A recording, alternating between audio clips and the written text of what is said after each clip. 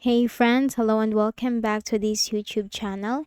In today's another video tutorial, I'm going to share to you on how you can fix if microphone is not working on your Windows. So let's go quick into the process.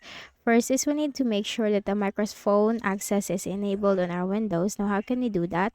Click on the start button and click on the settings icon.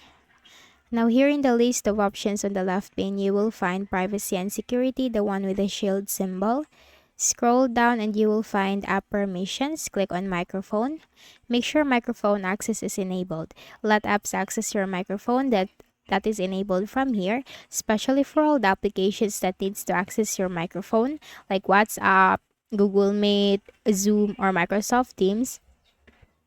Just simply switch the button on from here, and then once this is ensured, close this. Then click on the start button, click on the settings icon. Now here, click on system, click on sound. Make sure that you have choose the right microphone for your input. So all the available inputs right here will be in this list, and then you just need to simply choose the right microphone for you. And as you can see, if you click on your microphone, you can see that it is working from here in my case. So you just need to simply choose the right microphone.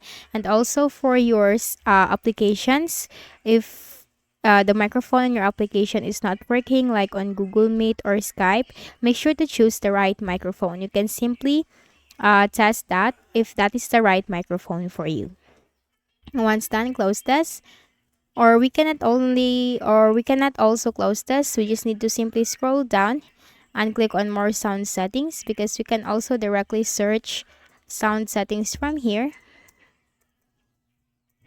like that, and this window will appear. Now we just need to click on this. Click on the recording tab, and here you need to make sure that your microphone is set as the default device. Like in my case, my microphone or the microphone that I am using is set as the default device. In your case, if it is not the default device, just need to click on that and click on set default, and that will be the default device on your Windows. So that's it.